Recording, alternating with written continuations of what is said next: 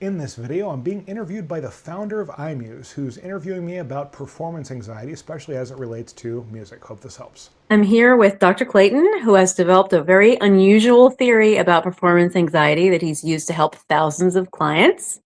So, Dr. Clayton, tell us how performance anxiety happens and what to do about it. Well, your brain basically only does three things. It thinks, feels, and behaves, and it does them in that order. So if you do something or feel something like anxiety, it's because of how you're thinking about it. And we could take like a clone of you that's genetically exactly like you. And if they had different thoughts, they would also have different feelings. Like there's another version of you potentially who would have no problem driving, speaking, doing anything with no problems whatsoever. So the real solution is in controlling how you think so you can control how you feel. So that's kind of the first part. The second part is whenever you think about any activity, you can only think about it in one of three ways.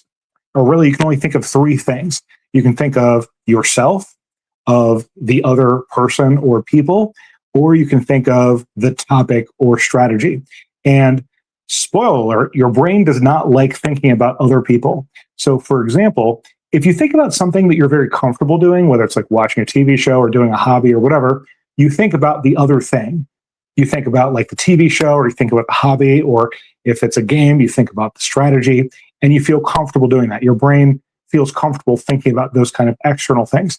But whenever you think about something, if you think like about yourself, like what do other people think about me, or am I going to mess up? Your brain immediately starts having anxiety. If instead, you think about the other people, like what are the other people going to think? That also tends to lead to anxiety.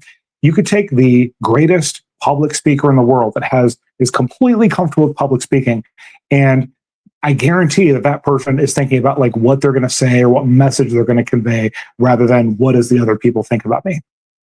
I'm a violinist, and I'm very interested in how this applies to music performance. So when a performer gets up on stage, they have a performance, how can they use this technique? Like most people, like if you have some kind of performance anxiety, if you think about that right now, you're probably thinking about the crowd, or you're thinking about yourself messing up or something like that. If you do that, you are already setting your brain up to fail.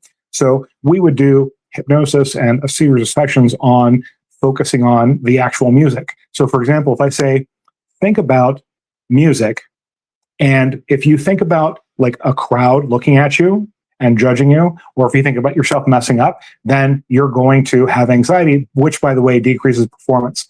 On the other hand, if I say, think about music, and you imagine what the sheet music looks like, or what it sounds like, or what it feels like, your brain is much more comfortable with that. So you're setting your brain up for success.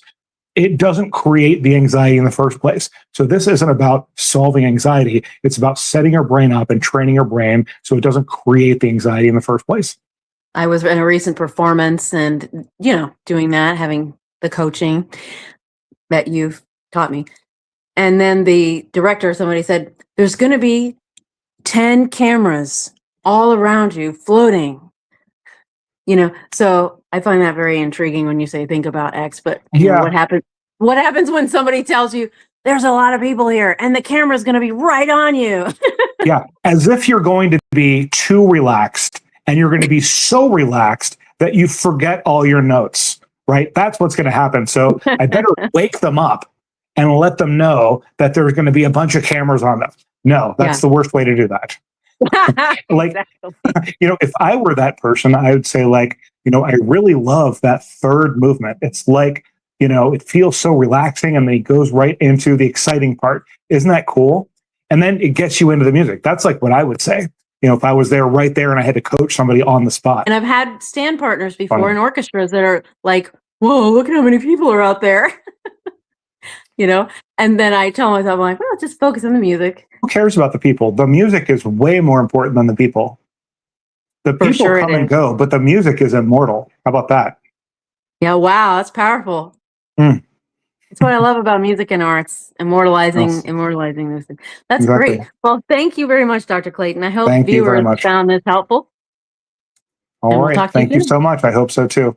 All right. You're Take care. I'll welcome. talk to you Thank you. soon. All Bye. right. Bye-bye.